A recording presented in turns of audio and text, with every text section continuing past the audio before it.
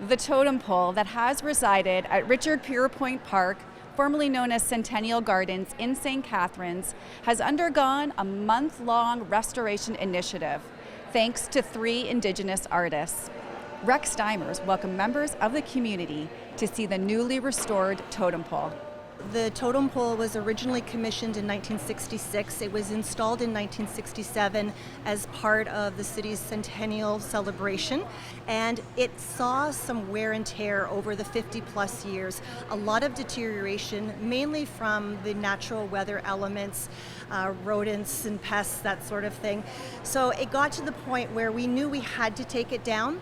But we went to the community in 2018 and we asked the community and other stakeholders what would they like to see done with the totem pole, and there was overwhelming response that they wanted it to be restored.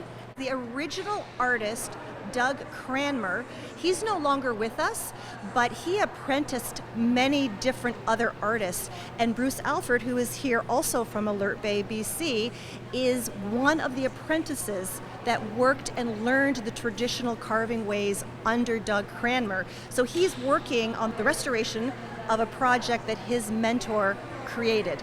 So it's a great story, but it also is wonderful to have that continued connection with the Indigenous community and knowing that the restoration is being done in the same tradition and the same spirit as the original carving.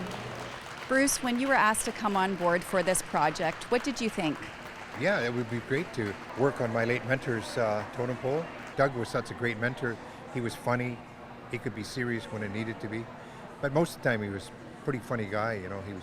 His message in life was, don't take yourself seriously. No one else does. What exactly did you have to do to restore this totem pole? A whole lot more than I thought. When it was standing, I didn't have a chance to really get to have a look further up the pole. But once we started working on it, we had to, and then we could see what needed to be done. On the bottom part, someone lit a fire to it. And we thought, okay, and then someone came along and filled it with cement. Cedar doesn't care too much for that. And so we had to take it, beat that cement up, get it out, replace the wood, structurally, and then replace the carving that was there. And so there were some other artists that were also part of this project. What did they do? Cole's a full-time sculptor, so he brought his expertise, and he did most of the power sawing and fitting, but there was a million things to do anyway. So, and that's probably 2 months' work into a little under 4 weeks. And then Dominique Wells was also a part of the restoration project. Yeah. What did she do?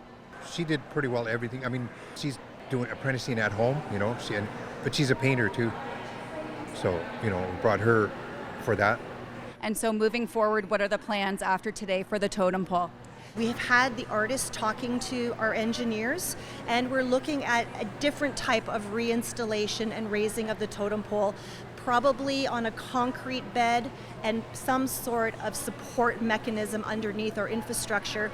It is going to take us a couple of months to get custom drawings and to, fabricate a unique sort of structure to reinstall the pole, but we're hopeful that we can get it reinstalled and back in the community as soon as possible.